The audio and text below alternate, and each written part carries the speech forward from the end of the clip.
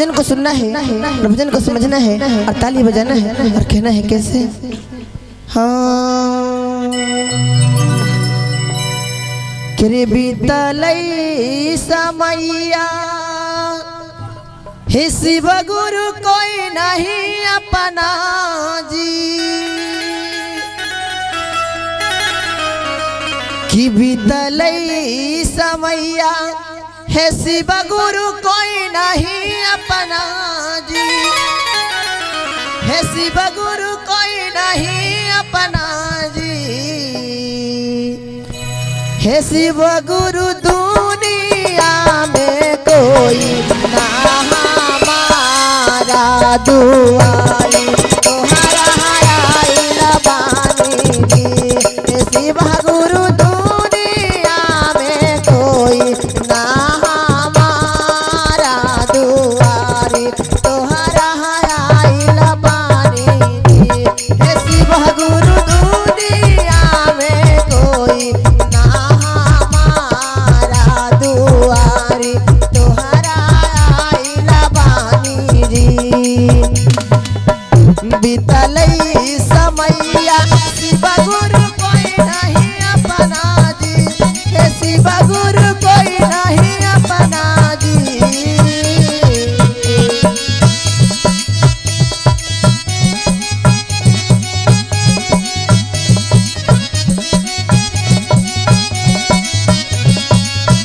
हे शिव गुरु दुनिया में कोई नहीं हमारा दुआरी तोहरा आइला बानी जी हे शिव गुरु दुनिया में कोई ना हमारा दुआरी तोहरा आइला बानी जी।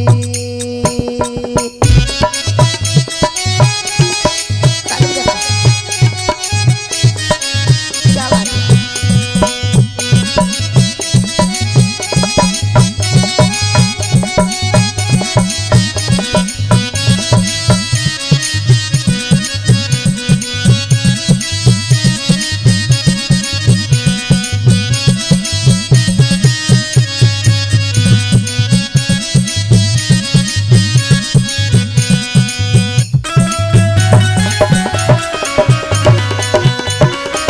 क्या बात है? ताली बजा के दीदी ओह ताली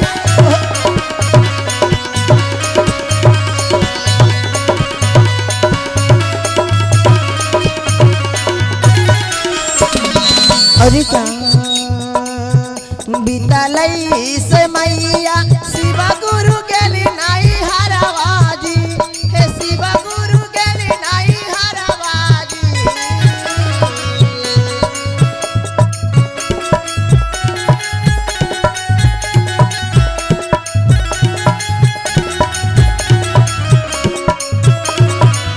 जब समय आता है तो शिष्य अपने नैहर में जाती है। हेलो सुनीता दी, नैहर में जाती है चंदन जेंट्स को भी लगा दीजिएगा। नैहर में जाती है कि हे महादेव कम से कम नैहर में जाए तो नैहर के लोग कम से कम दया तो करिए। बीतलई समैया शिव गुरु के लिए नहीं हरवाजी हे शिव गुरु के लिए नहीं हरवाजी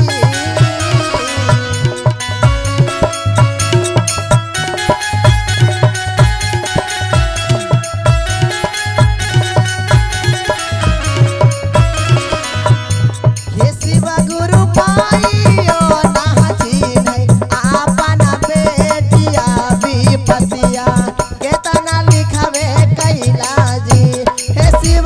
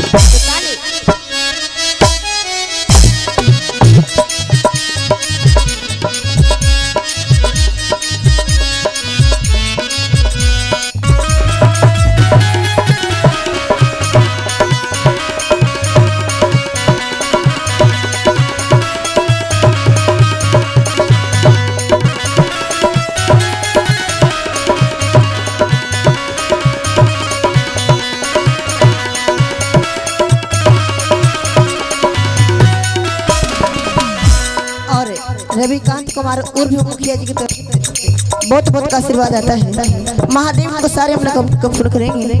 माता रानी हमेशा जय जयकार रखेंगे।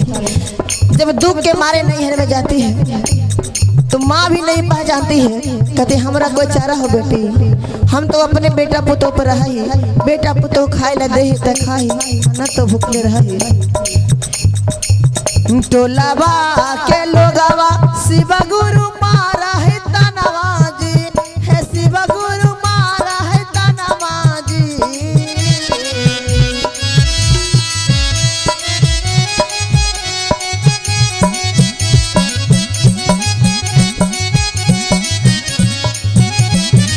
कहते हैं कि घर फूटे का मार लूटे, जब विपत पड़ता है तो 10 कोई फूल मारने वाला तैयार हो जाता है कि भले भले ओकरा ऐसे हो गए।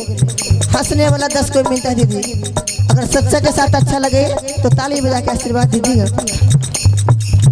टोलावा पड़ोसिया शिव गुरु मारा है तनवा जी, हे शिव गुरु मारा है तनवा जी, हे शिव गुरु सोजी सोजी फाटा है जी कारे जवानी पतिया के तना लिखावे कैला जी, हे शिव गुरु सोजी सोजी फाटा है जी कारे जवानी पतिया के तना लिखावे कैला जी।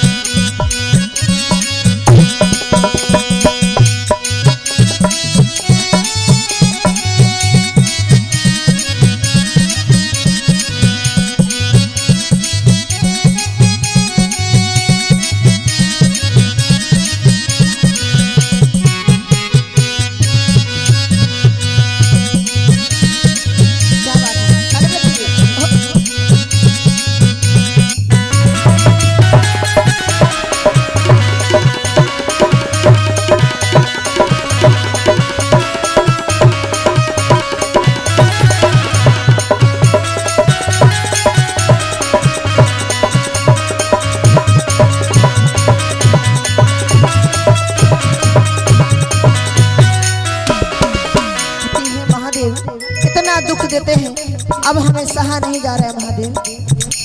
लोग के ताना ठूल सुन सुन के जैसे लगता है कि हमारा मर जाना ही अच्छा है महादेव।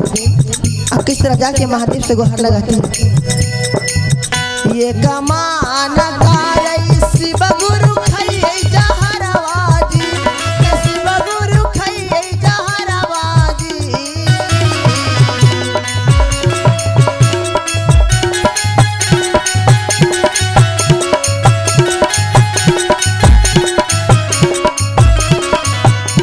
कमान करई शिव गुरु खइए जहरवा जी, शिव गुरु खइए जहरवा जी, शिव गुरु दोसर मन माडूरी अरे जामू नवाबी बतिया तना लिखवे कैला जी, शिव गुरु दोसर मन माडूरी अरे जामू नवाबी बतिया तना लिखवे कैला जी।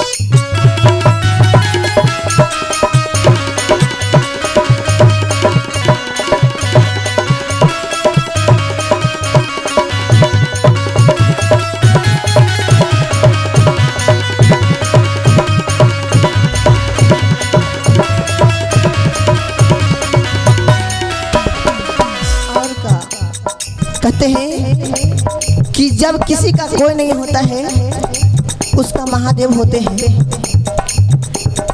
महादेव कहते हैं कि हे शिष्य तू सब दिन हमारे चरण में रहने हैं, आज तू अपन जान कैसे दे दे मैं काहे लागी आगे सिसिया खई में जहरवागे ए सिसिया खई में जहरवागे